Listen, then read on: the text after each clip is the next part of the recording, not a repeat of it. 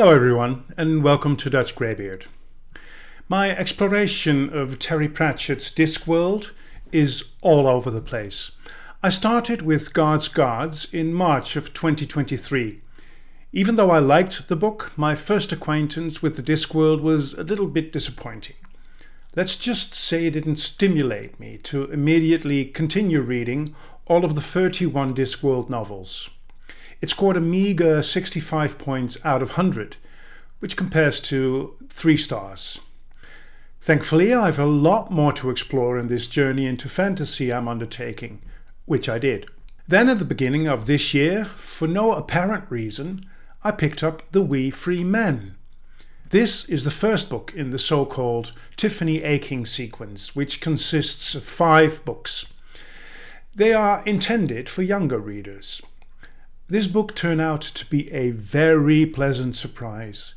In no time, I found myself laughing out loud and enjoying the story. Every appearance of the unpolished Neck McFeagle made me burst out laughing. Immediately after this one, I read A Hatful of Sky, which I also enjoyed.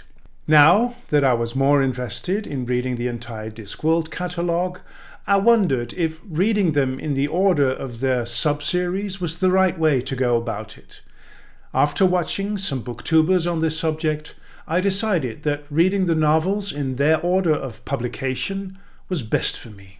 Being a writer myself, I'm always interested in how a writer develops, and I had also noticed that some of the witches that appear in the Tiffany Aching books make an appearance much earlier in this series. I believe that this reading order will help me find my way in the Discworld much better. So my fourth Terry Pratchett read was The Colour of Magic, the first Discworld novel, published in 1983. By then, Terry Pratchett had already published 3 novels and several short stories. Right away, I find that things about this fantasy world are explained in a way that welcomes the reader inside. Basic stuff that was never even mentioned in my first 3 Pratchett reads. The book is divided into 4 parts, and it sets off in Ankh-Morpork, the biggest city on the Discworld. The story is about the incompetent wizard Rincewind, or Rincewind, I don't know how you pronounce his name, who takes on the role of guide for the tourist Twoflower. Twoflower keeps his stack of gold in a pear-wood chest called the Luggage that follows him around on little humanoid legs. The two have just escaped a huge fire that destroys the whole of Ankh-Morpork, in which Twoflower had a hand, as we will learn later on. Rincewind, who in fact knows only one spell, and Twoflower travel the Discworld, unaware that their adventures on this journey are actually the subject of a board game played by the gods of the Discworld. About the one spell Rincewind knows, it says, "It was perhaps untrue to say that he had learned it. It had learned him." Several times when Rincewind is in dire straits, does he start to name the spell, but he never finishes it. So we don't learn what the spell does. The absurd situations both characters repeatedly find themselves in and somehow manage to escape from did not really invest me into the story. Most of the time I just didn't care too much. What I do care about is Pratchett's magnificent mastery of the language. Take this sentence, for instance. It was said that Sloth had chosen a profession in which dark hoods, cloaks, and nocturnal prowlings figured largely because there was a day-fearing, trollish streak in his parentage. These kind of sentences you have to read twice to fully savor them. More than once I enjoyed not so much what Pratchett said, but more how he said it. Death, insofar as it was possible in a face with no movable features, looked surprised. Or Rincewind relaxed slightly, which was to say that he still made a violin string look like a bowl of jelly. The lure of the worm was my favourite part of this book, no doubt thanks to the advice Nev from Nev's Book channel gave me to first take a look at Dragonflight, the first book by Anne McCaffrey in the legendary Dragon Riders of Pern series. The main character in this book is Lessa, the were-woman, whose name is suspiciously similar to Pratchett's Lisa Wormbidder. In this tale I could easily recognize the parody and enjoy it. The unmistakable Pratchett twist is hilarious, and even the over-the-top absurd bit where Rincewind and Twoflower flash through time and space is funny.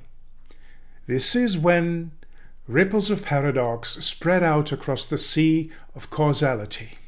The writer has a way to dazzle the reader with his quasi-scientific explanation of things.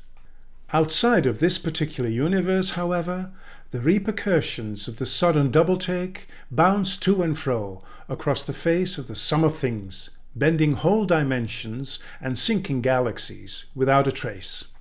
Or the sudden departure of several quintillion atoms from a universe that they had no right to be in anyway caused a wild imbalance in the harmony of the sum totality which it tried frantically to retrieve, wiping out a number of sub-realities in the process. The cat and mouse play between Death and Rincewind is very funny. Death says he has an appointment with Rincewind that very night, only that he is supposed to meet him in Psephopololis. Death offers Rincewind a horse, so he can make it on time for their appointment, which Rincewind of course kindly declines. This reminded me of a very famous Dutch poem by P.N. van Eyck, published in 1926, called The Gardener and Death. I cannot help but recite this wonderful poem, wondering if it was an inspiration for Terry Pratchett. A Persian nobleman. This morning, white with fear, my gardener flees into my house. Master, a moment please. Out in the rose beds, pruning shoots with care, I look behind me. Death was standing there. I gave a start and sought my getaway, but glimpsed his hand that made as if to slay. Master, your horse, and at full tilt I'll ride. Ere evening comes, in Isfahan I'll hide. This afternoon, long since he off had set, amongst the cedars Death I also met. Why, I inquire, since he waits silently, did you my servant treat so threateningly? Smiling, he said, a threat caused in no wise your gardener to flee. I showed surprise to find this morning still working here the man I must this evening fetch in Isfahan. This first book in the Discworld, with the travels and adventures both characters go through in the story, is a very good introduction to the essentials of the Discworld, assuming something like that exists, of course. The inhabitants of this world go through much effort to learn more about the giant turtle Artuin and the 4 elephants on its back that hold the disc they live on. For instance, the sex of Artuin keeps them occupied, which one can imagine. Should the turtle feel the urge to procreate, this issue is quite essential for the creatures living on the disc. That literally is a matter of make or break.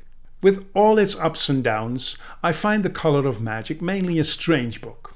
There are very strong moments in this book that seem to be embedded in a razor-thin, idiotic tale.